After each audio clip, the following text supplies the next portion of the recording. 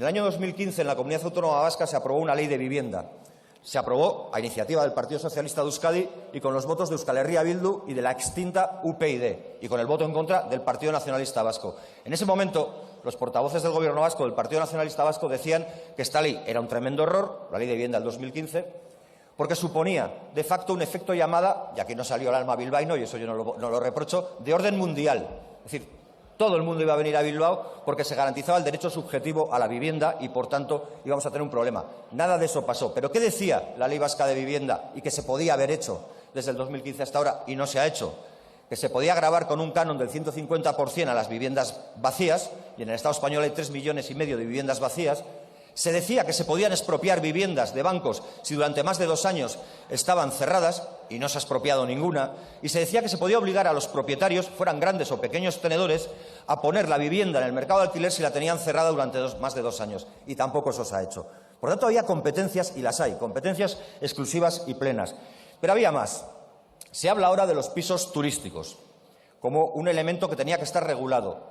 Y, sin embargo, en el 2016 hubo una ley de turismo aprobada en el Parlamento Vasco, esta vez con los votos del PNV, del PSE y de Euskal Herria Bildu, que intentaba regular un fenómeno incipiente pero ya preocupante, que era el de los pisos turísticos. Ahí se ponían una serie de medidas que se podían llevar a efecto.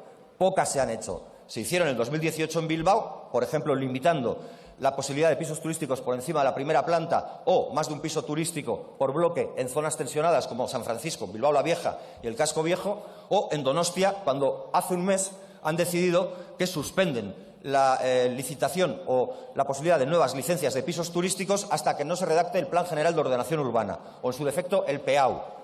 Y ese es el ámbito de la competencia exclusiva. Por tanto, es normal que no aparezca en esta ley y que sí que aparezca en el ámbito de trabajo de los ayuntamientos, que es donde pueden hacerlo con los PGOUs y con los PEAUs.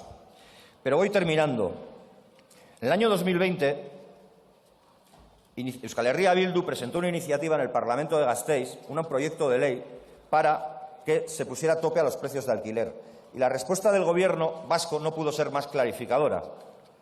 Esa respuesta decía, y lo leo literal, emitía criterio desfavorable a nuestra proposición de ley que quería topar los alquileres, y estoy hablando del 2020, y decía: porque resulta una iniciativa inoportuna y precipitada en tanto en cuanto es en el ámbito estatal donde se encuentra en tramitación una nueva regulación que va a permitirnos fijar con mayor seguridad jurídica la incidencia de la regulación de los alquileres. Pues de eso se trata, señorías, de eso se trata. Pero decía más en el punto 2 y en el punto 3. Señoría, el punto 2 decía, sí, termino ya, el restablecimiento de mecanismos de control de redes resulta insuficiente para hacer frente a una oferta monopolística y oligopolística. Y decía más, un control de rentas es una medida puntual que complica el incremento de la oferta. Esto viene firmado por el Gobierno vasco, por la consejera Olatz Garamendi. Esto denota la voluntad y el debate ideológico de fondo que hay aquí. Regular o no regular el derecho a la vivienda. Hacer que nuestros ciudadanos y ciudadanas tengan una vivienda digna o dejar que el mercado siga determinando cómo tienen que vivir. Gracias.